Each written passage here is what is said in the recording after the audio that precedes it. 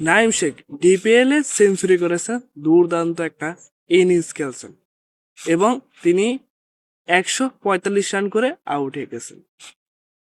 তাণ্ডব চালাইছেন বোলারদের উপরে, 6 মেরেছেন 12টি, 4 মেরেছেন 9টি।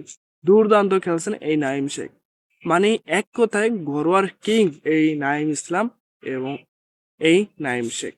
এই ঘরোয়া লিগের বলারদেরকে তিনি পিটিয়ে নাস্তানাবুদ করতে জানেন এবং জাতীয় দলে যাইলে আন্ডা পড়েন। এইটাই হচ্ছে আমাদের কিং নাইম। এই নাইম শেখ আজকে এমন ভাবে খেলছে লাগে যে রকেট গতিতে খেলতেছে। সূর্যা বানশি যেরকম ক্রিকেট খেলেন ওই রকমই এই নাইম শেখ ব্যাট চালিয়েছেন এবং ব্যাট সুইং করেছেন। তাই বলাররা তো ভেবেছে যে এই নাইম শেখ 200+ রান করবে।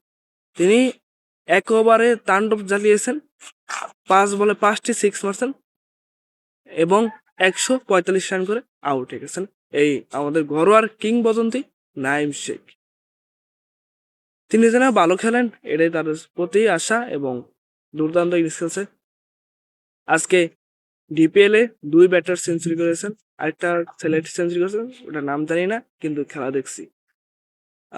নাইম শেখে যেন এই টুর্নামেন্টে হাইস্ট রান গেটার হোক এটা আমরা চাই এবং তার প্রতি শুভকামনা জানাই। তিনি যেন আরো ভালো খেলুক এবং জাতীয় দলের যেন এইসব ভালো খেলুক।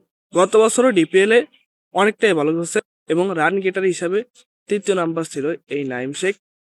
তারপরে তাকে জাতীয় দলে ডাক দিয়েছিল কিন্তু আফগানিস্তানের বিপক্ষে ভালো খেলতে পারেনি, তাই দল থেকে বাদ পড়েছে। এখন এবারও তিনি ভালো খেলতে আছে, এটাই আমাদের জন্য স্বস্তি ফিরে আসছে ফ্যানদের মাঝখানে। এবং তিনি বিপিএল এ তো অন্যতম সেরা প্লেয়ার ছিল, 1 কোটি বাজেটের প্লেয়ার ছিল, কিন্তু খেলা ওইরকম দেখাইতে পারেনি এই নাইম শেখ। এখন ডিপিএল ভালো খেলতে আছে, তাহলে জাতীয় দলে চান্স পাবে এই ঘরোয়ার কিং নাইম শেখ।